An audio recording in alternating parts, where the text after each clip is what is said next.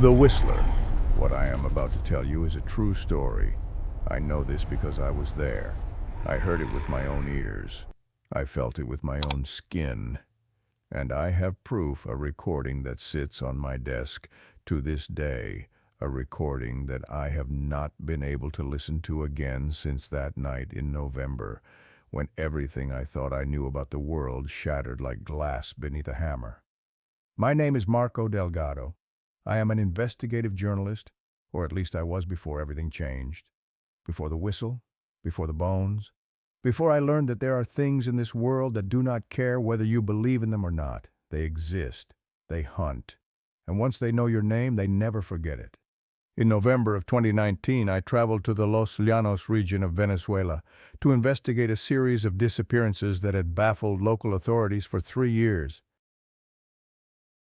7 men, all between the ages of 35 and 55, all with documented histories of domestic violence, had vanished without a trace from small villages scattered across the plains. No bodies were ever recovered. No witnesses ever came forward. No evidence of foul play was ever found. The police had nothing. The families had nothing. The cases were cold, forgotten, filed away in dusty cabinets in provincial offices where no one would ever look at them again. But the locals had something else. They had stories, whispered conversations that stopped when strangers approached, nervous glances toward the endless grasslands when the sun began to set, and a name that no one wanted to speak aloud, as if saying it might summon the very thing they feared: El Silbador, the Whistler. And what they told me about this entity, what I experienced in those 3 nights on the Venezuelan plains, has haunted every moment of my waking life and invaded every second of my restless sleep since. If you are listening to this story at night, I want you to do something for me before we go any further. Look around the room you are in. Really look. Examine the corners where shadows gather and pool like dark water. Check the spaces behind furniture, beneath beds, inside closets with doors that never quite close all the way. Look at the windows and the darkness pressing against them from outside. Because by the time I finish telling you this story, you will start listening. You will strain your ears for sounds you never noticed before. You will hear the wind and wonder if it is really wind. You will hear distant noises and try to count the notes. And once you start listening for the whistle, it never stops. There is a rule I need to tell you before we begin. A rule that might save your life if you ever find yourself on the plains of Los Llanos or in any of the other places where El Silbador has been known to walk. If you hear the whistling close, loud and clear, as if someone is standing right beside you, do not be afraid. It means the whistler is far away, perhaps miles distant, moving through the grass towards some other destination. You are safe, at least for now. But if you hear the whistling far away, faint and distant, barely audible over the sound of your own heartbeat, like wind sighing through hollow bones somewhere on the horizon, then God help you, because it means El Silbador is already there, standing right beside you, close enough to touch, close enough to reach out with those long, cold fingers and add your bones to the collection in its sack. Remember that rule. Write it down if you have to. Tattoo it on your skin if that helps you remember. If you hear it close, it is far. If you hear it far, it is close. That rule is the only thing that kept me alive. I arrived in the village of San Rafael at 4 in the afternoon on November 15th, 2019. It was a Friday, a full moon night, though I did not know then how significant that detail would become. The drive from Caracas had taken 11 grueling hours through roads that grew progressively worse the further I traveled from the capital. Paved highways gave way to cracked asphalt, then to gravel, then finally to nothing more than dirt paths cutting through an ocean of yellow grass that stretched to every horizon. My rental car, a white sedan that had clearly seen better decades, groaned and protested over every pothole and rut. The suspension made sounds I had never heard a car make before, metallic screams of complaint that seemed to echo across the empty landscape. By the time I finally reached San Rafael, I was genuinely surprised the vehicle was still functioning. I should tell you something about myself before we go further, so you understand why I was there, why I was alone, why I was vulnerable in ways I did not fully recognize at the time. 6 months before this trip, my wife had left me. Her name was Carolina, and we had been married for 8 years together for 12. She took our daughter with her when she went a 7-year-old girl named Sophia who had her mother's eyes and my stubborn streak. The apartment we had shared in Caracas became a museum of failures after they left, every room filled with photographs. I could not look at toys that would never be played with again, echoes of laughter that had faded into accusatory silence. I threw myself into work because work was easier than feeling. I took assignments no one else wanted, traveled to places no one else would go, chased stories that promised danger and discomfort, because danger and discomfort were preferable to sitting alone in that empty apartment, listening to the clock tick away the seconds of a life I had ruined. The disappearances in Los Llanos were exactly the kind of story I needed. Remote, mysterious, all-consuming. The kind of story that would eat up weeks of my time, fill my days with interviews and research and long drives through unfamiliar territory, leave me too exhausted at night to think about the family I had lost. I did not believe in ghosts or curses or monsters that whistled in the dark. I was a journalist. I dealt in facts and evidence and things that could be verified and documented and published in reputable newspapers. I had spent 15 years building a career on skepticism and rational inquiry. The supernatural was for children and fools, for people who could not face the harsh realities of a universe that operated on cold, indifferent physics. That belief would not survive the night. Los Llanos is not like anywhere else I have ever been. I have traveled extensively for my work, visited 5 continents, reported from war zones and disaster areas and places where human cruelty had reached almost unimaginable heights. But nothing prepared me for the Venezuelan plains. If you have never visited Los Llanos, you cannot understand what true emptiness feels like. This is not the emptiness of a desert with its dramatic sand dunes and distant mirages shimmering on the horizon. This is not the emptiness of the ocean with its endless waves and the promise of land somewhere beyond the curve of the earth. This is the emptiness of grass. Millions upon millions of hectares of it, reaching up to your chest in the wet season, turning brown and brittle in the dry months, stretching in every direction until the earth and sky merge into a single, unbroken line that offers no reference point, no landmark, no indication that you are moving at all, even when you drive for hours. There are no trees in Los Llanos, no hills or mountains to break the monotony, no rivers visible from the road, no lakes or ponds to catch the light, just the endless swaying of dry stalks moving in the wind like the surface of some great brown sea, whispering secrets in a language that human ears were never meant to understand. The horizon is so flat and so distant that you can see storms approaching from 3 days away, watch lightning strike the earth 50 kilometers distant, feel the pressure change in your sinuses as weather systems move across the plain like slow-motion tsunamis of cloud and rain. The silence was what struck me first when I stepped out of my car in San Rafael. In the city, you grow accustomed to noise. Traffic and voices and the mechanical hum of civilization form a constant backdrop to your thoughts, so omnipresent that you stop noticing it entirely until suddenly it is gone. Here the absence of sound had weight to it.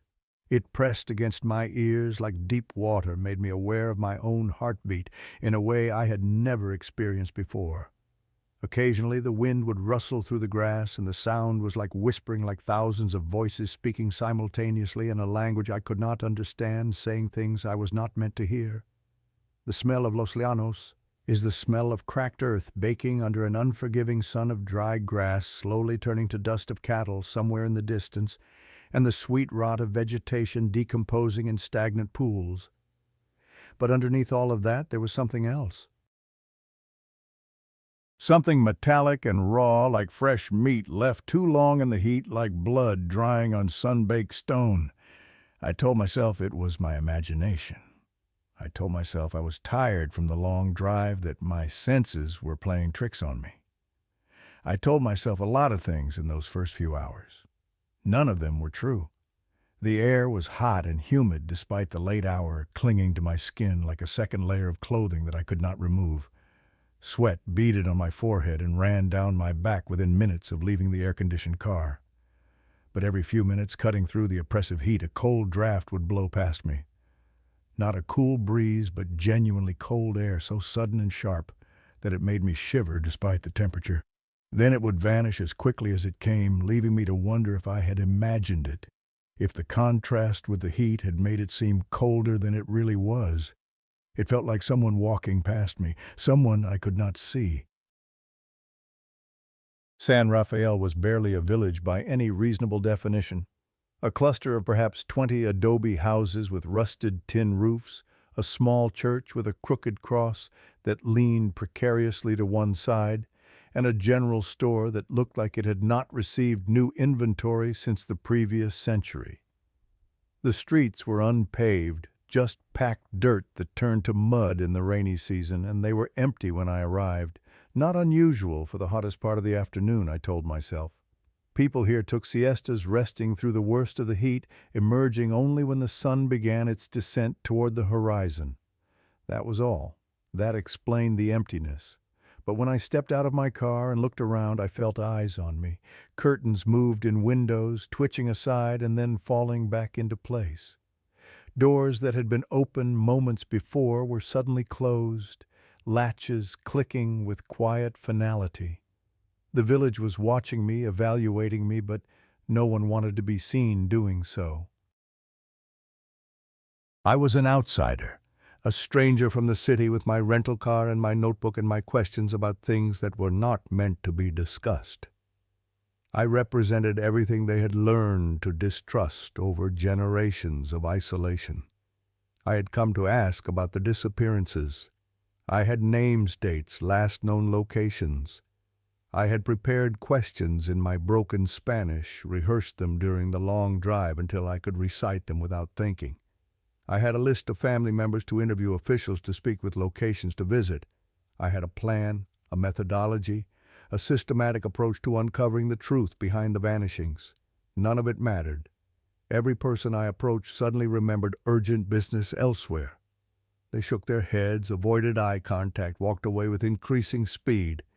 They answered my questions with questions of their own, deflected and redirected and pretended not to understand what I was asking. One woman, elderly and bent nearly double with age, actually made the sign of the cross. When I mentioned the missing men, her wrinkled fingers moving in that ancient gesture of protection before she hurried away as fast as her legs could carry her. I was about to give up, to find somewhere to sleep and try again in the morning, when an old man approached me. He walked with a cane, his back bent by decades of hard labor under the unforgiving sun, his skin weathered to the texture of old leather that has been left out in the elements for years. His eyes were clouded with cataracts, milky and unfocused, but they seemed to see right through me nonetheless, seemed to evaluate my soul and find it wanting.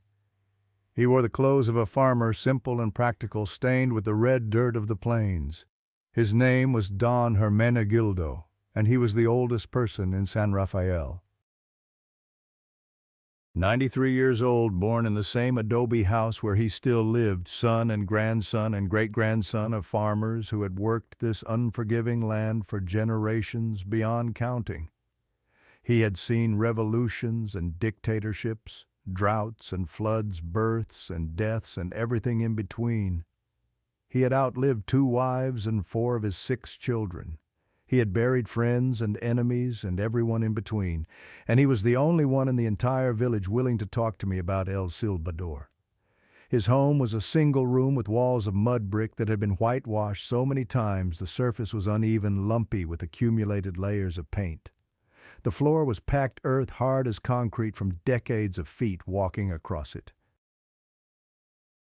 The furniture consisted of a wooden table scarred with knife marks and water stains, 2 chairs that did not match, and a narrow bed in the corner covered with blankets that might once have been colorful, but had long since faded to various shades of brown and gray. Oil lamps provided the only light, casting dancing shadows across walls decorated with faded religious icons, portraits of saints with peeling faces, and dried herbs hanging from the ceiling in bundles that gave the room a medicinal smell. When I sat down across from him at the scarred wooden table, my phone suddenly shut off. The screen went black without warning, as if someone had pulled a plug. I pressed the power button, but nothing happened. I pressed it again, held it down, tried every trick I knew. The battery had been at 67% when I checked it in the car. The phone was less than a year old, reliable, never given me problems before. The heat, I told myself as I tucked the useless device back into my pocket. Electronics do strange things in extreme temperatures. The components expand and contract, the battery drains faster than expected, circuits malfunction. It happens all the time. A reasonable explanation, a rational interpretation of events, the kind of thing I could write in my notebook and believe without question, until you learn otherwise. Don Hermenegildo had a dog, a hunting breed local to the region, with gray fur the color of storm clouds and yellow eyes that reflected the lamplight like gold coins. It was an old animal, its muzzle white with age, its movements stiff and careful, but there was still intelligence in those yellow eyes, still awareness. The moment I sat down in my chair, the dog began to whimper. It stared at the window behind me, the window facing out toward the plains, its ears flat against its skull and its tail tucked between its legs. Then it started making a sound I had never heard a dog make before, a low keening noise that was almost human, almost like mourning. The old man glanced at the animal, then back at me. His clouded eyes showed no surprise, no concern, only a weary acceptance. "Must smell something strange on you," he said in Spanish, his voice rough with age but steady. "It is old. Gets scared easily now." I wanted to believe him. I did believe him in that moment. It was a logical explanation. Dogs have keen senses. They react to unfamiliar scents, to changes in their environment, to the presence of strangers. There was nothing supernatural about an old dog whimpering at an unknown visitor. But the dog did not stop staring at that window for the entire time I was there. And it never stopped making that sound, that low keening that seemed to come from somewhere deeper than its throat, somewhere primal and afraid. As we talked, exchanging pleasantries about my journey and his health and the weather, the oil lamp on the table began to flicker. Not going out entirely, just flickering the flame, dancing and jumping, as if someone were blowing gently on it, trying to extinguish it, but not quite succeeding. I watched it for a moment, waiting for it to stabilize.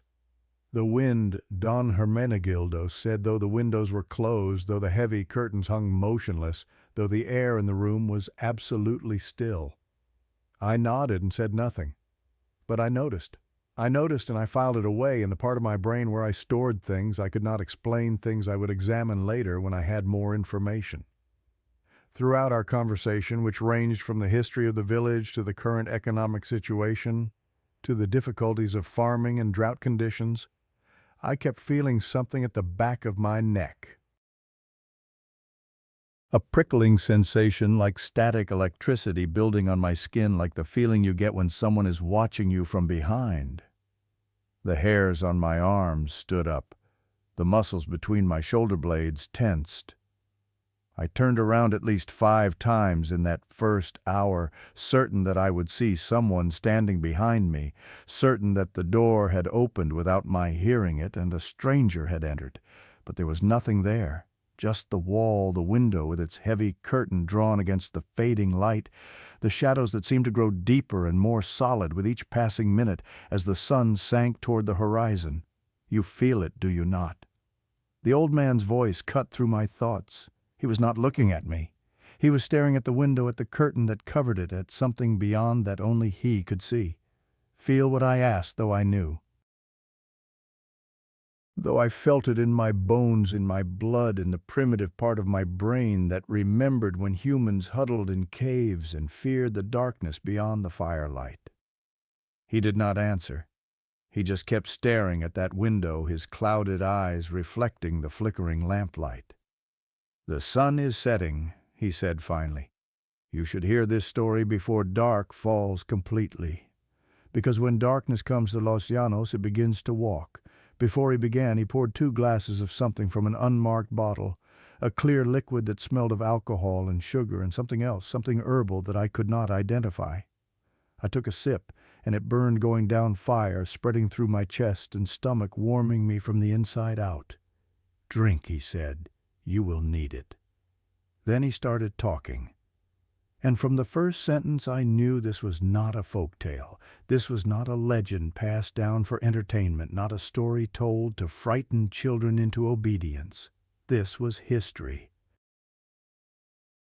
This was truth. This was something that had happened, that continued to happen, that would go on happening until the end of time or the end of the world, whichever came first. The story begins over 100 years ago, he said, his voice taking on the cadence of ritual of words, spoken so many times they had worn grooves in his memory, with a family named Montero. They lived on a ranch not far from here, perhaps 3 hours by horse in those days, less than an hour by car now if you know the roads. The father was Don Aurelio Montero, a farmer and hunter, the kind of man Los Llanos produces through necessity and hardship. The kind of man who worked from before the sun rose until after it set, who measured his worth in the calluses on his hands and the sweat on his brow. His face was weathered by the sun, carved with deep lines that told the story of a life spent squinting against the glare of the plains. He was not a man of many words. In Los Llanos, men are measured by what they do, not what they say. His wife was Doña Mercedes Montero, a woman who had come from one of the other villages, a marriage arranged by families who understood the economics of survival in this harsh land. She was a quiet woman, the kind you might not notice if you only looked once, plain-featured and small, always working, always moving, always ensuring that the household ran smoothly. But there was something about her eyes, something deep and watchful, something that saw more than eyes should see. People in the village said she had the third eye, the gift of sight that runs in certain bloodlines passed down from mother to daughter through generations beyond counting. She never claimed such abilities herself, never spoke of visions or premonitions, never set herself up as a curandera or a fortune-teller. But she always knew when rain was coming before there was a single cloud in the sky. She always woke up before her child cried out in the night, even when she was in a different room on the other side of the house, and she always felt a nameless dread, a heaviness in her chest, and a coldness in her blood whenever something terrible was about to happen. In the months before the tragedy, that dread never left her. She woke with it each morning and carried it through each day and lay down with it each night. She could not explain it, could not point to any specific cause, could not articulate what she feared. She only knew that something was wrong, something was building, something was coming. They had one child, a son, Cristobal Montero, 23 years old at the time of the events I am about to describe.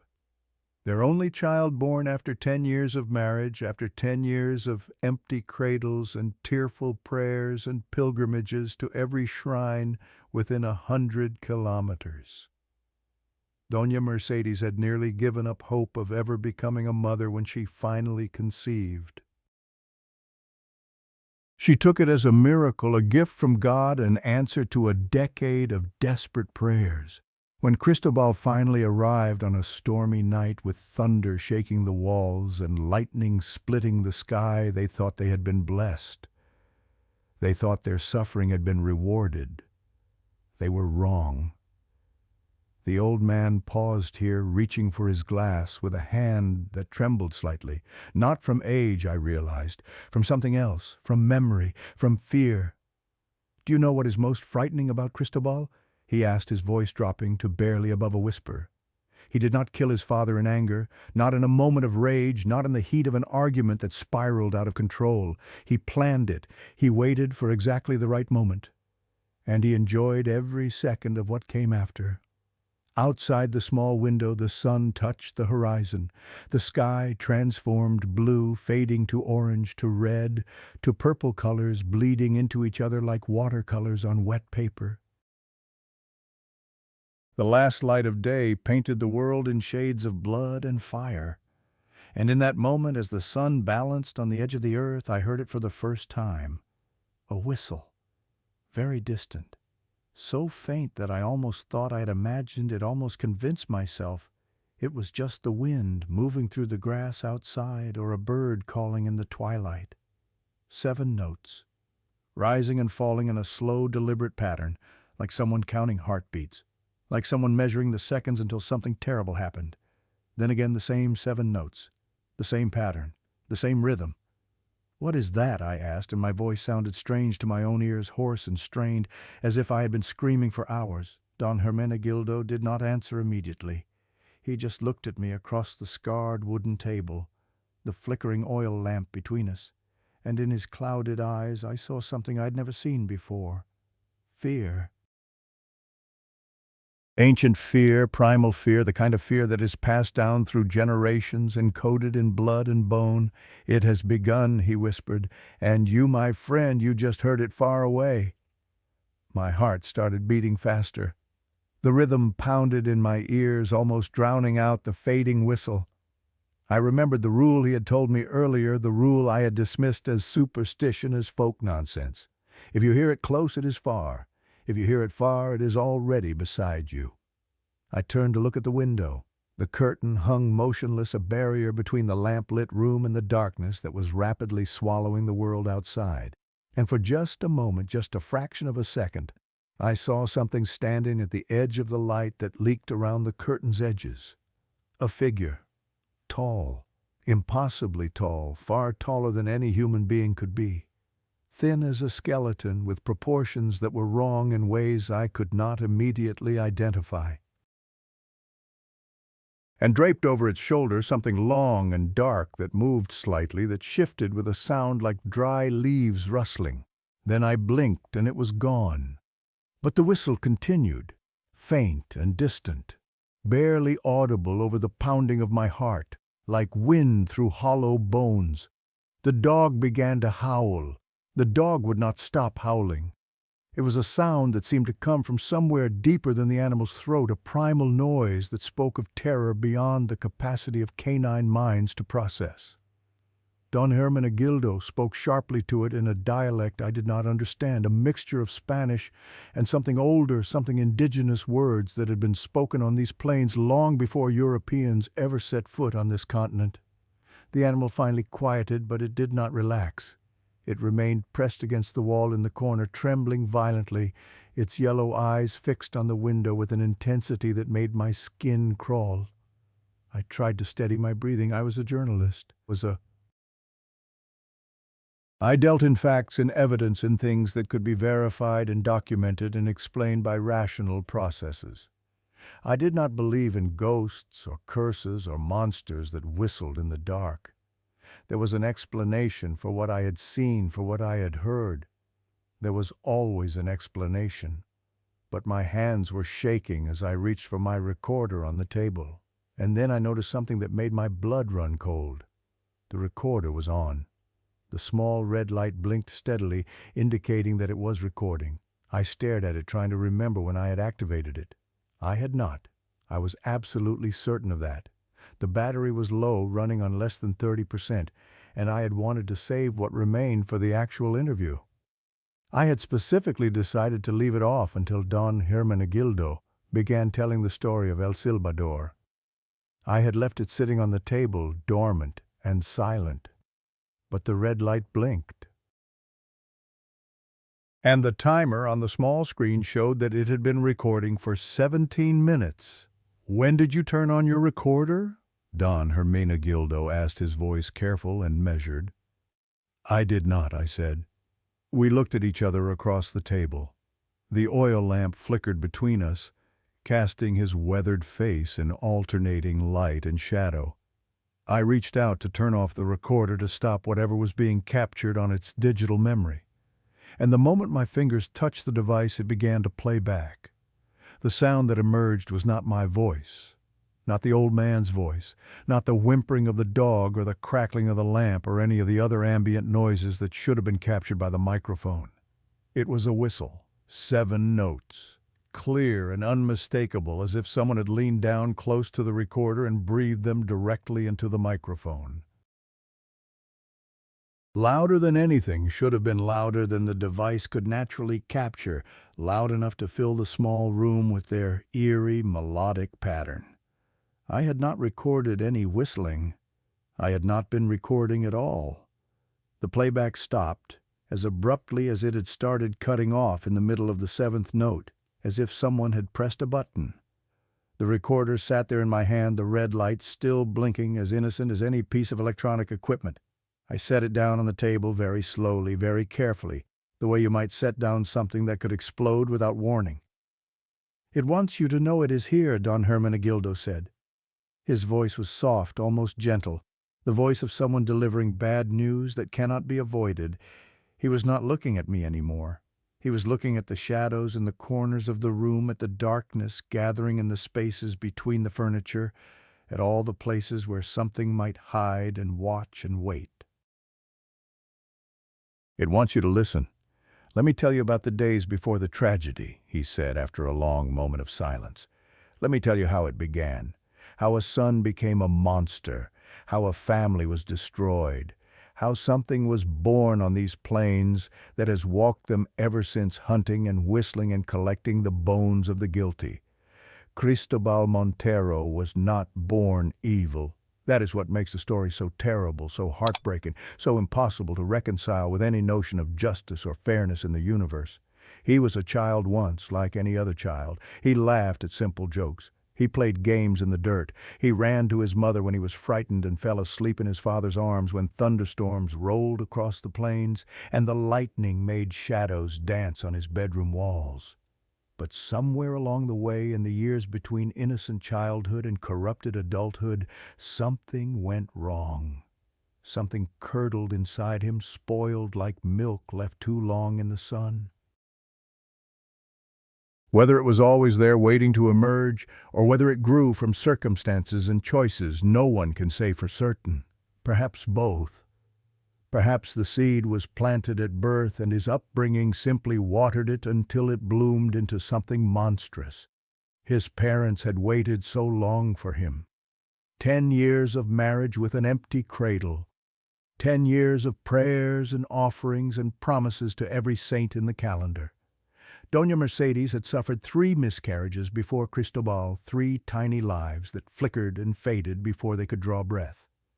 By the time she finally carried a pregnancy to term, she and Don Aurelio had almost given up hope. They had accepted their childlessness as the will of God and made their peace with a future that held no sons to carry on the family name, no daughters to care for them in their old age. And then the miracle. Cristobal, their beautiful boy. They gave him everything, every comfort their modest means could provide. Every indulgence his young heart desired, every scrap of love they had stored up during those 10 childless years poured onto this single child like water onto parched earth. They never said no to him, never set limits, never taught him that the world does not bend to the will of a single person, that desire does not equal right, that wanting something does not mean you deserve to have it. They loved him. They loved him so much that they destroyed him. By the age of 10, Cristobal had learned that tears were a weapon. He could summon them at will, genuine-seeming sobs that made his mother rush to comfort him and his father capitulate to whatever demand had been refused. By 15, he had refined his manipulation to an art form, playing his parents against each other, exploiting their guilt and their love and their desperate need to make up for those 10 years of longing. By 20, he had stopped pretending entirely. The boy who had once laughed and played was gone, replaced by something cold and calculating that wore his face like a mask. His hands, which had never known work, were soft and pale. His days, which should have been filled with labor and learning, were spent drinking aguardiente in the cantina and gambling with money his father could not spare. His nights were spent making demands that grew more unreasonable with each passing month.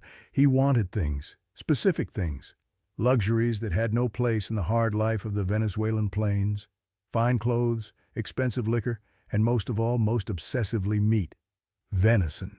Fresh deer hunted from the vast grasslands, cooked to his precise specifications, served to him like he was a king and not the worthless son of a poor farmer.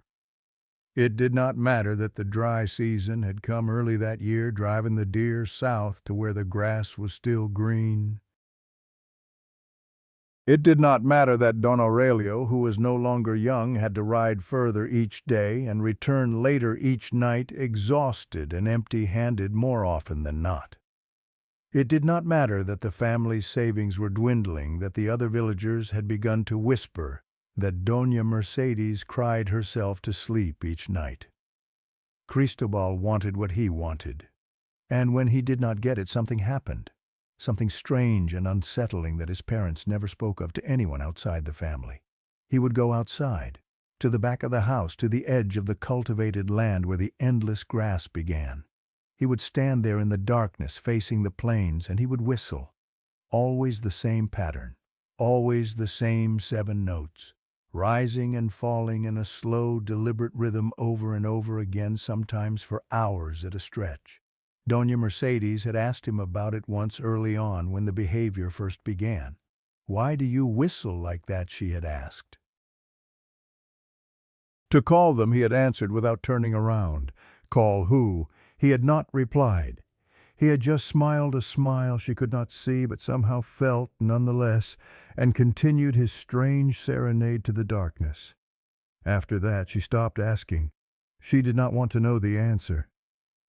My phone buzzed in my pocket, making me jump. I pulled it out, startled. The screen had come back to life on its own, glowing in the dimness of the room, though I had not touched it since it died earlier that evening. The display showed something that made my mouth go dry. No signal, SOS only, and below that in the notification bar, a message that made no rational sense. 7 missed calls from unknown number. 7 calls, received in the last 7 minutes according to the timestamp. While the phone was dead, while there was no signal, while the device sat cold and unresponsive in my pocket, I stared at the screen trying to process what I was seeing. The phone had been off, completely off. The battery was nearly depleted, and there was no signal this far out in the plains, and yet somehow, in some way that violated every principle of telecommunications I understood, 7 calls had come through. 7 notes in the whistle, 7 calls in 7 minutes. Something is counting, I thought, and the thought made me want to throw the phone across the room, hurl it into the darkness outside, anything to get it away from me. "I need a flashlight," I said instead, my voice surprisingly steady. "I need to check on my car." It was a lie, and we both knew it. I did not care about my car. I just needed to do something, anything, to feel like I still had some control over the situation. I needed to move, to act, to prove to myself that I was not completely helpless. The old man reached under his chair and produced a flashlight, the heavy metal kind that could double as a weapon if necessary. I took it from him and pressed the button. It clicked on for a single second, throwing a beam of light across the room that made the shadows jump and dance. Then it went dead. I shook it, pressed the button again and again. Nothing. "I changed the batteries last week," Don Hermenegildo said, his voice flat. "It has never failed before." I set the flashlight down on the table next to the useless recorder. 2 devices that should work. 2 devices that had inexplicably stopped functioning. The coincidence was too precise to be coincidental. "I think," I said slowly, "I will stay inside for now." The old man nodded. "That is wise, very wise. Let me tell you about the second day, the day when Doña Mercedes found something in her son's room. On the second day before the tragedy, Cristobal left the house in the morning to do whatever it was he did during the long hours away from home. Drink probably. Gamble. Associate with the other young men who had nothing better to do, who had rejected the hard life of their fathers in favor of a dissolution that would eventually destroy them. Doña Mercedes took the opportunity to clean his room. She had not been allowed inside for months. He had forbidden it, growing angry whenever she suggested it, and she had learned not to push. But that morning, with him safely away, she decided to risk his wrath. The room needed attention. Dust was accumulating, and she was worried. She was always worried now. That nameless dread that had settled on her months ago had grown stronger, more insistent, impossible to ignore. She found the notebook under his mattress. It was a simple thing bound in leather, the kind you could buy at any market in any town, but what was inside made her blood run cold, made her skin crawl, made her want to scream and keep screaming until her voice gave out, pages and pages of drawings. Human figures being dismembered, their limbs separated from their bodies, and arranged in patterns that seemed to have some dark significance she could not understand. Bones stacked in circles, in spirals, in shapes that hurt her eyes to look at, and text dense and cramped and written in a hand she barely recognized as her son's, the same phrase repeated over and over and over again. When I whistle, they will come. When I whistle, they will give me everything, hundreds of times, thousands perhaps, filling page after page until the words blurred together into a meaningless wall of madness. She wanted to tell her husband. She wanted to show him the notebook and say, "Look at what our son has become. Look at what we have created with our indulgence and our blindness. We have to do something before it is too late." But when she turned to leave the room, Cristobal was standing in the doorway. He had returned without warning, without sound. He was simply there, blocking her only exit, his amber eyes fixed on the notebook in her trembling hands. "What did you find, Mother?" "Nothing." The word came out as a whisper, a pathetic squeak of denial. "Nothing, I was just cleaning, I thought." He took a step toward her, then another. He was taller than her now had been for years, and when he stood close like this, she had to look up at him like a child looking up at an adult. His face showed no anger, no emotion at all, just a blank, watchful stillness that was somehow more terrifying than any rage could have been. "There are things you should not know," he said. His voice was soft, almost gentle, the voice of someone explaining something obvious to a slow child. "There are things that are not meant for mothers to understand, things that are coming, things I have been calling for a very long time." He took the notebook from her hands. She did not resist. She could not. "Do not come into my room again," he said. "And do not tell Father what you saw. If you do," he reached out and touched her face, his fingers cold against her cheek, "you will regret it. You will regret it for the rest of your very short life." Then he walked past her out of the room, and she heard the back door open and close. That night the whistling was louder than ever before. It went on for hours, the same 7 notes repeated endlessly, drilling into Doña Mercedes' skull until she thought she would go mad. And when she finally gathered the courage to look out the window to see her son standing in the darkness as he always did, she saw that he was not alone. There was a shape standing at the edge of the property, where the cultivated land gave way to wild grass. Tall, impossibly tall, swaying slightly in a wind that did not seem to touch anything else. She blinked, and it was gone. But in the morning she found evidence that something had been there. Blood on the back steps, dark and dried to a rusty brown. Scattered feathers, white and gray, and bones, small bones, arranged in a perfect circle on the hard, packed dirt. The family's last chicken was missing from the coop. They never found the rest of it.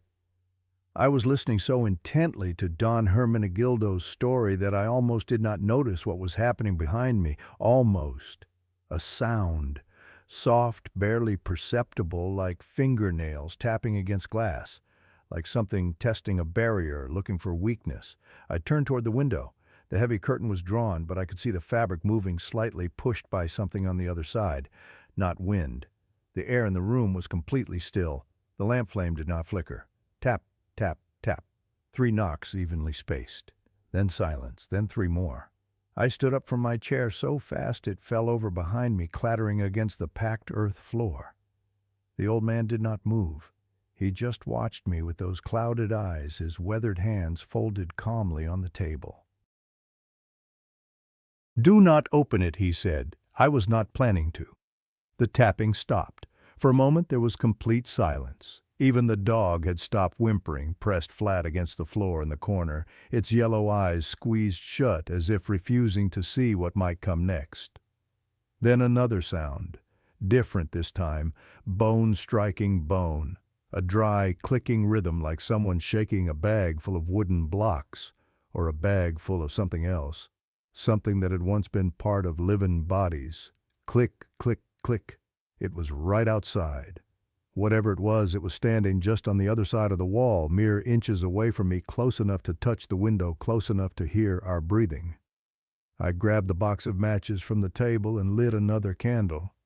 I do not know why. Some instinct, some primal belief that light could protect against whatever lurked in the dark.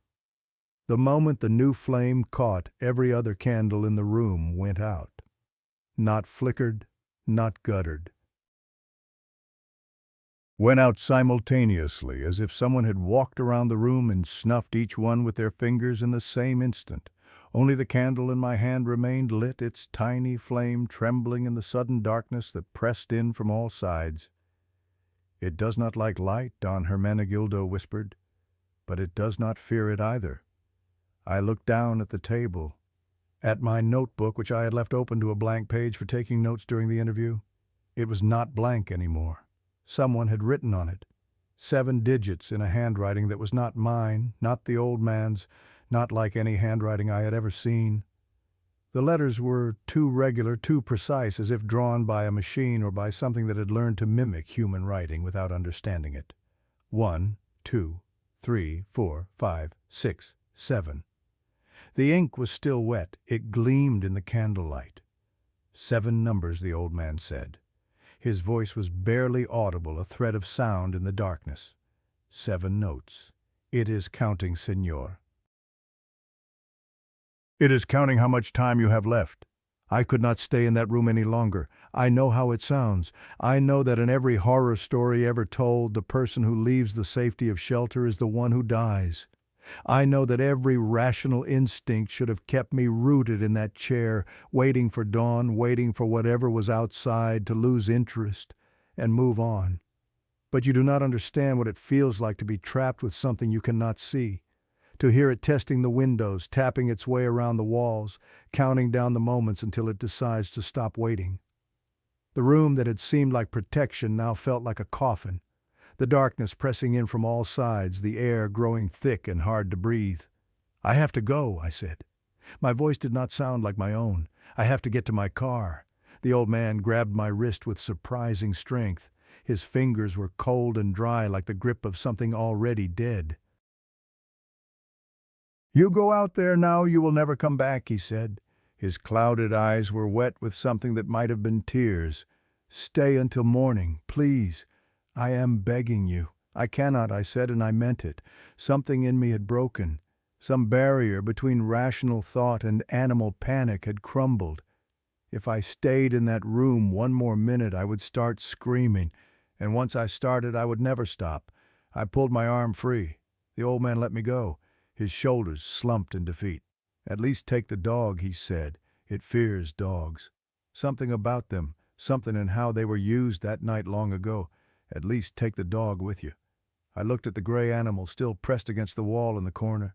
It looked back at me with those yellow eyes, and in them I saw my own fear reflected. "Okay," I said, "I will take the dog. It was the only smart decision I made that night." Don Hermenegildo told me the rest quickly, his words tumbling over each other as if he knew we were running out of time. The 3rd day was the last day that Don Aurelio Montero walked the earth as a living man. In the morning, Cristobal cornered his father before he could leave for his daily hunt. The older man was saddling his horse, checking his rifle, preparing for another long day of searching for game that was not there. "This is your final warning," Cristobal said. His voice was calm, reasonable, almost pleasant. That was the most terrifying thing about it. He spoke of ultimatums the way another man might discuss the weather or the price of grain. Today you will bring back venison. I do not care how far you have to ride or how long it takes.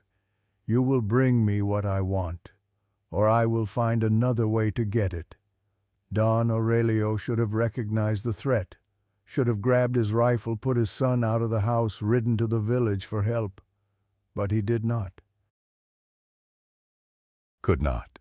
Because even after everything, even after months of escalating demands and barely veiled threats and that terrible whistling in the night, some part of him still saw the baby he had held in his arms 23 years before, still believed that love could reach his son, still hoped that this was just a phase, a temporary madness that would pass.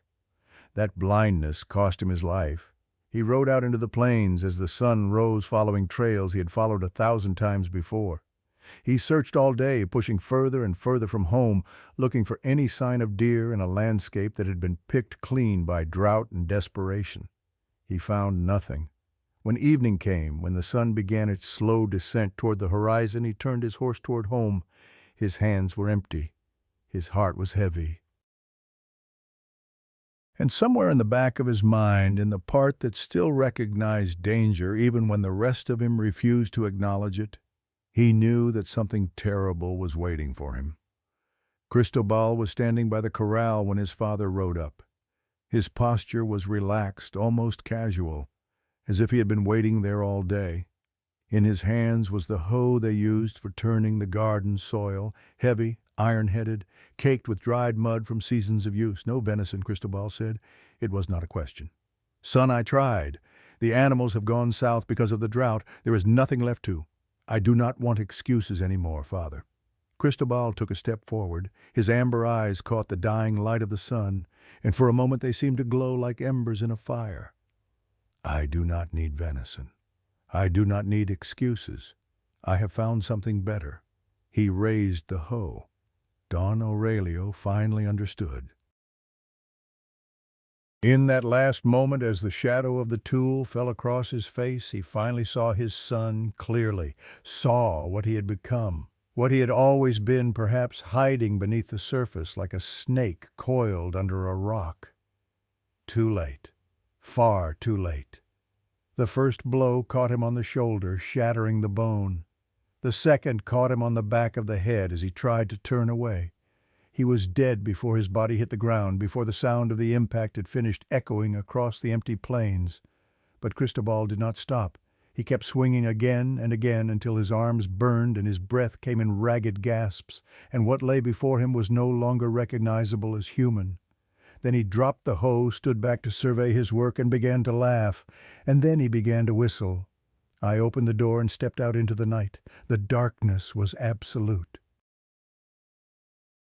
There was no moon, no stars, just an infinite blackness that seemed to swallow light before it could travel more than a few feet.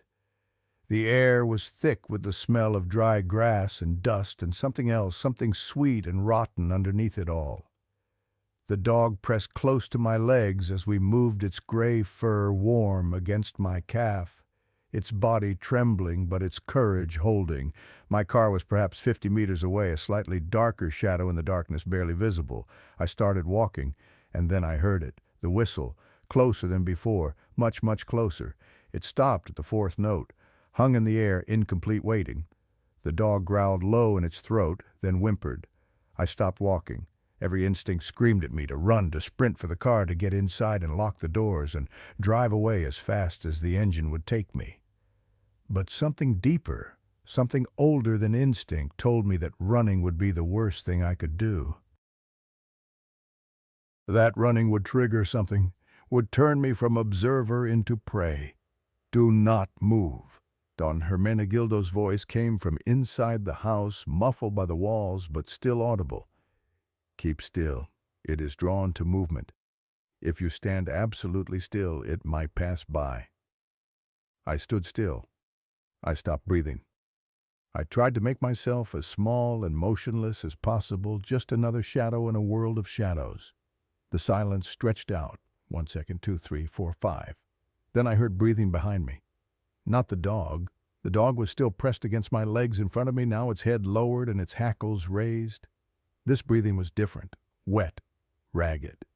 The sound of air being drawn through a throat that was not designed for breathing through lungs that should not still function through a body that had no right to exist. And with the breathing came a smell, rotting meat, old blood. The sweet, sick stench of decay that has been fermenting for longer than any corpse should last. Something cold touched the back of my neck. "Keep walking," Don Hermenegildo shouted, his voice cracking with fear. "Do not turn around. Walk straight ahead. Do not turn around." I walked, one step at a time. Each footfall felt like moving through water, slow and heavy and impossibly difficult. The cold on my neck spread down my spine, seeping into my bones. The whistle started again, right in my ear, so loud it felt like it was inside my skull, reverberating through my brain, drowning out everything else. The remaining notes, completing the sequence of 7, then starting over. It was not behind me anymore.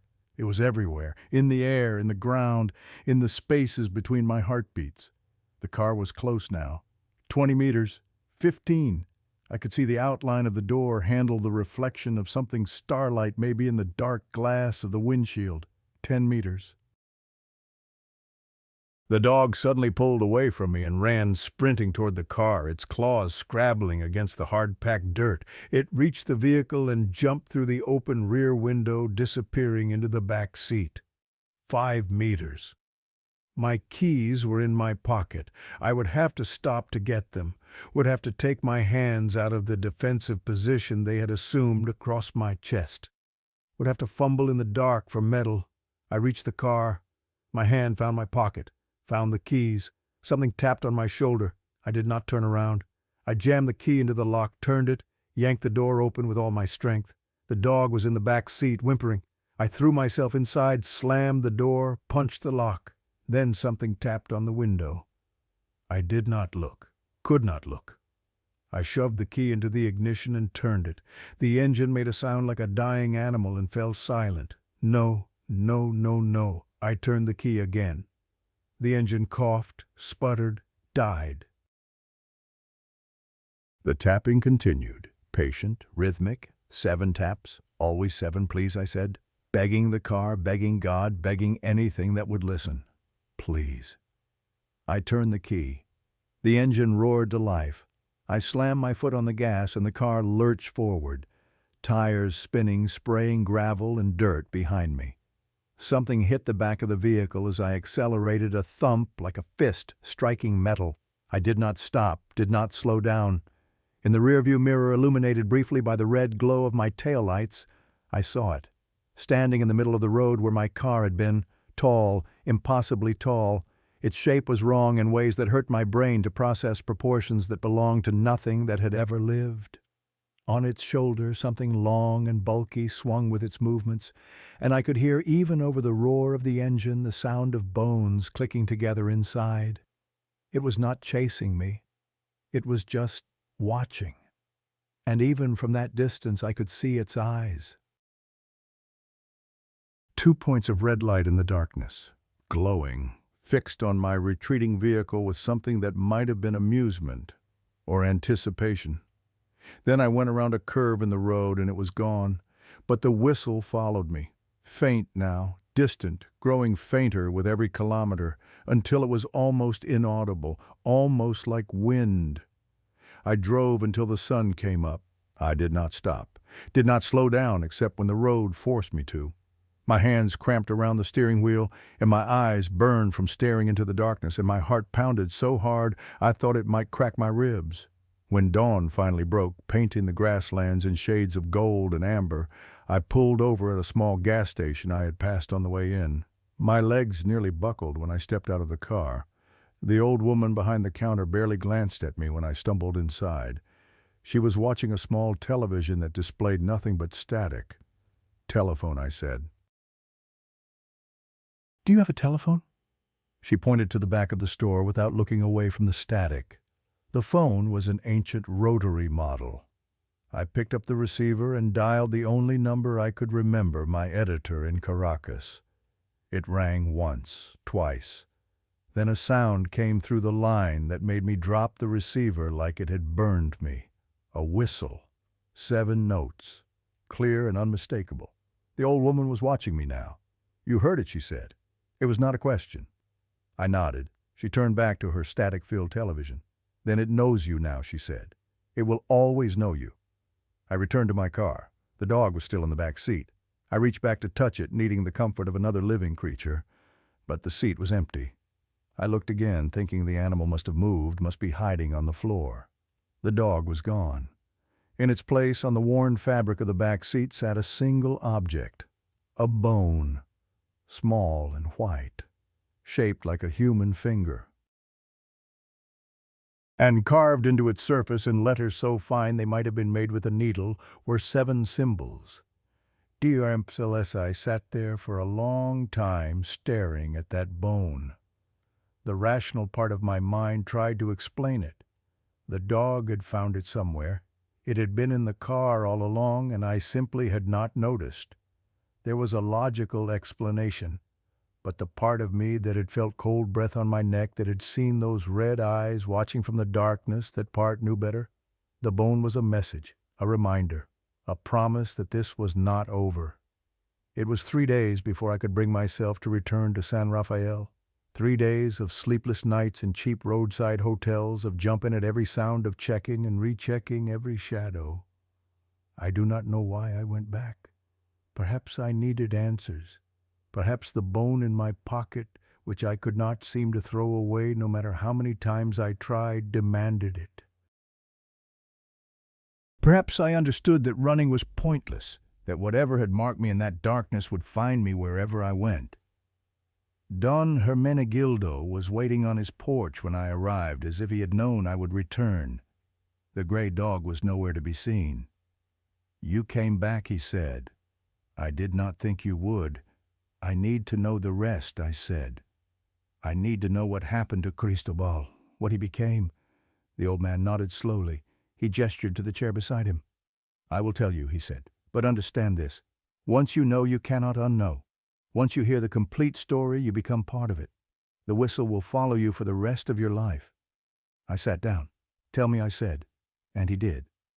The evening of the murder, Doña Mercedes was in the kitchen preparing the evening meal when Cristobal came home. She did not see what he was carrying at first. The light was dim, the sun already below the horizon, and her eyes were not what they used to be.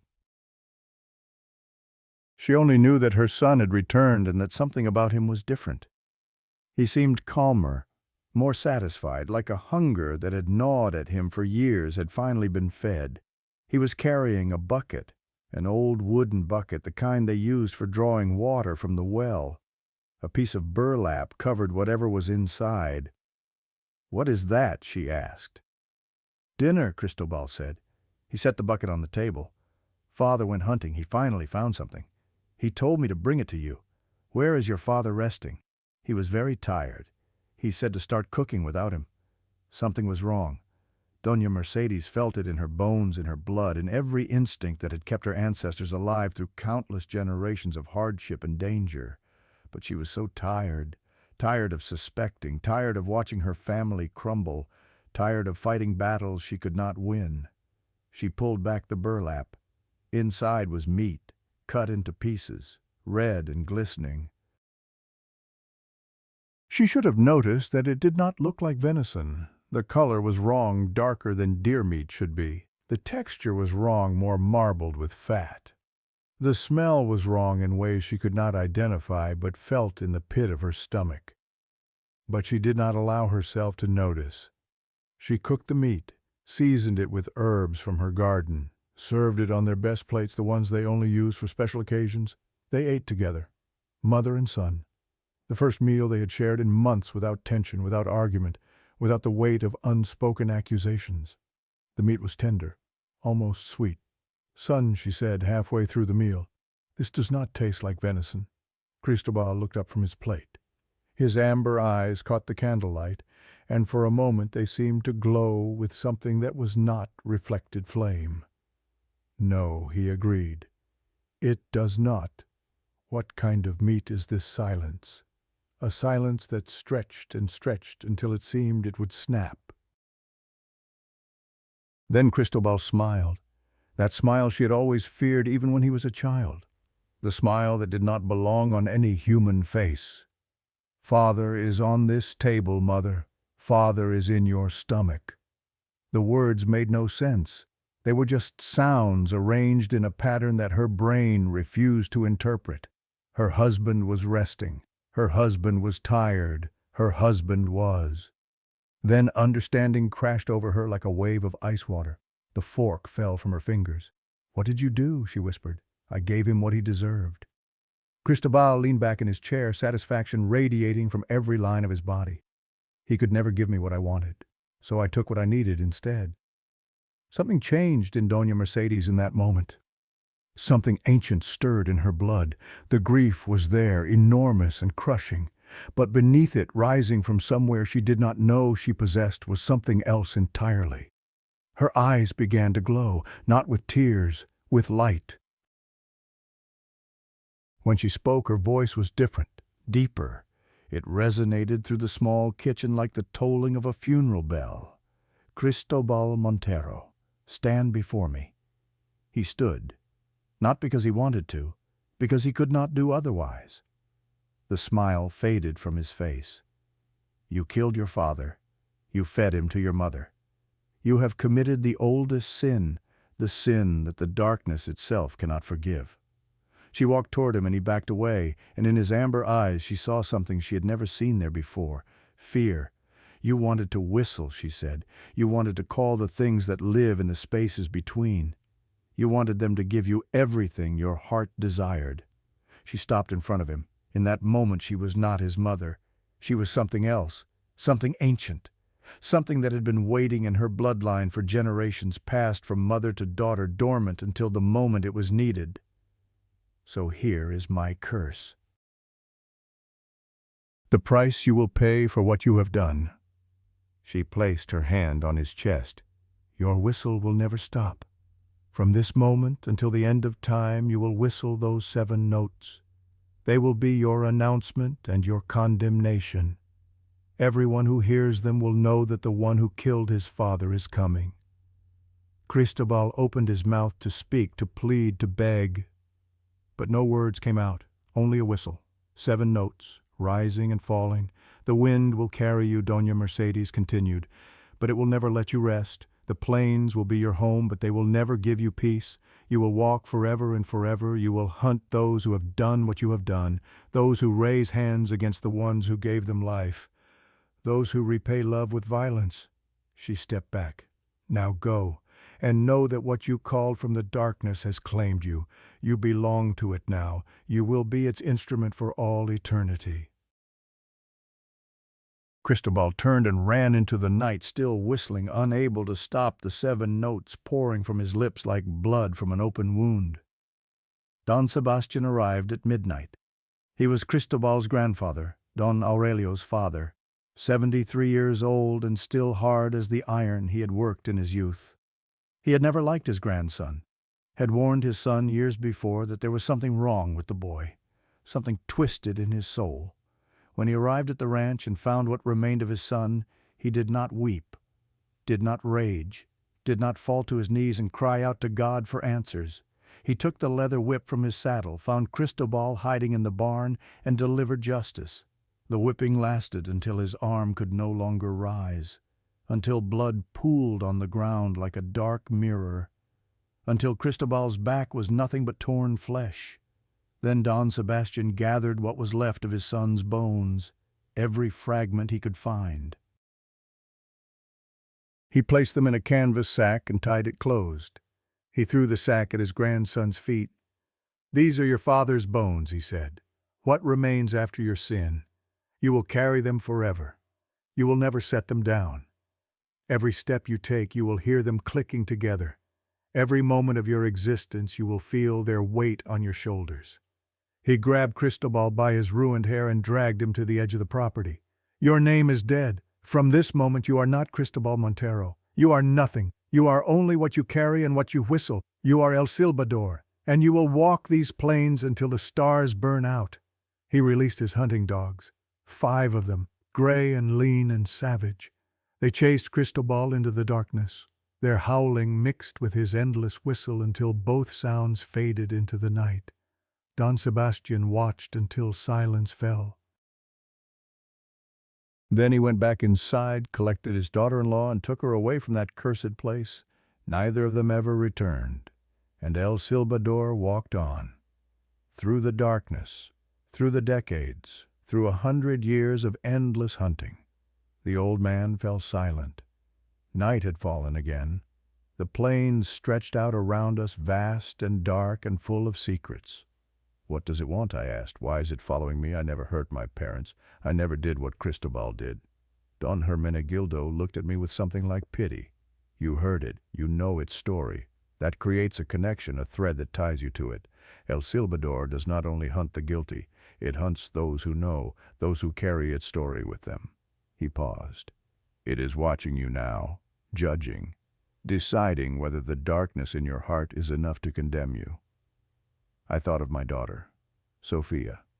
The months I had spent avoiding her calls because hearing her voice hurt too much. I thought of my wife, Carolina, and all the wounds I had inflicted with words sharper than any knife. I thought of my father, dead now for 5 years, and our last conversation. An argument about money. An argument I had refused to apologize for even when I knew I was wrong. We are all guilty of something I said. Yes, we are. But there are degrees of guilt. And there are ways to prove that you are not beyond redemption. Before he could explain further, the temperature dropped. It happened so suddenly that for a moment I thought I had imagined it. One second the evening air was warm and thick. The next my breath misted before my face and ice crystals were forming on the wooden railing of the porch. The whistle came from everywhere at once, close, so close it seemed to originate from the air itself. "Do not move," Don Hermenegildo whispered. "Do not speak, do not even breathe." I did not need to ask why. I could feel it behind me, a presence, a coldness. An absence shaped like a man, but far too tall, far too thin, far too wrong. Something touched my shoulder fingers, long and cold and hard as bone. "You are not the one I seek." The voice was not a voice. It was the whistle itself, shaped into words, vibrating through my skull, without passing through my ears. "But you have heard my story. You carry my bone. You are marked now." The fingers tightened. "Show me. Show me the darkness in your heart." And suddenly I was not on the porch anymore. I was inside my own memories, my own failures. I saw my daughter crying as I walked out the door for the last time, choosing my career over my family. I saw my father on his deathbed reaching for my hand, and I saw myself pull away. I saw my wife's face the night I told her I did not love her anymore. "These are your sins," the voice said. "Are they enough to condemn you?" I had no answer. The weight of my failures crushed me. But then other memories came. Myself calling Sophia 2 weeks ago, finally breaking the silence, telling her I loved her. Myself at my father's grave saying the words I should have said when he was alive. Myself in therapy trying to understand, trying to change, trying to become something better than I had been. "These too are yours," the voice said. The attempts at redemption. The pressure on my shoulder eased. "You are not innocent. No one is innocent. But you are not beyond hope." Something sharp dragged across my cheek. A claw, a nail, something that cut through skin and drew blood that steamed in the frozen air. "This is my mark, so you will not forget. So you will remember always that I am watching." Then it was gone. The warmth returned. The sounds of the night resumed. The old man was at my side, pressing a cloth to my bleeding face. "You survived," he said, wonder in his voice. "You actually survived." I wept then. Great racking sobs that shook my entire body. All the terror I had been holding back finally broke through. Don Hermenegildo held me until I had no tears left. "What now?" I asked when I could speak again. "Now you go home. You live your life. You try to be better than you have been. That is all any of us can do. But it marked me. Yes, for the rest of your life you will feel it at the edges of your perception, in shadows, in silence. But if you stay on the path of light, if you continue trying to become better, it will only watch. And if I fail, then one night you will hear the whistle. very distant, very faint. And you will know your time has come. I left San Rafael that night. The wound on my cheek throbbed with every heartbeat. In my pocket, the bone felt heavier than it should have been. I drove through the darkness without stopping. I reached Caracas as the sun rose, locked myself in my apartment, went to the bathroom to examine what had been done to my face. 3 parallel scratches ran from my cheekbone to my jaw. They would scar. They would mark me forever. But that was not what made me stumble backward. In the mirror behind my reflection, I saw something. A shape, tall and thin, standing in the corner where shadows gathered, red eyes, watching. I spun around. Nothing. I looked back at the mirror. Gone. But I knew what I had seen. I put my fist through the mirror. Glass shattered everywhere. I did not care. I would not look in mirrors anymore. 2 weeks passed, sleepless nights, paranoid days. The wound healed slowly, leaving 3 pale lines that looked almost like musical notation. Then I found the recorder. I had not touched it since that night. But I was a journalist. I needed evidence. I needed to know if what I'd experienced was real. I pressed play. Don Hermenegildo's voice. The story of the Montero family. My own questions. Then the end of the recording. The moment when I had said I would stay inside. In my memory, the whistle had been distant then. But on the recording, it was close, clear, loud, right next to the microphone, right next to me. The whole time I'd been in that room, it had been standing beside me, and I had never known. The recording ended. Silence. Then from somewhere outside my apartment, I heard it. A whistle. Distant. Faint. Which meant it was close. I sat frozen, barely breathing. The whistle came again, then silence. Complete silence. I looked at my desk. The bone was there. The finger bone from my car. I had thrown it away a dozen times. It always came back. Now it sat in front of me, and carved into its surface in letters that had not been there before were new words. I am always here. Something cold touched the back of my neck. Remember, a voice whispered. Remember what you carry. Remember that I am always watching. Then it was gone. The warmth returned. The sounds of the city filtered through the windows. I reached for my phone, dialed my daughter's number. Static. Then the whistle, 7 notes playing through the speaker.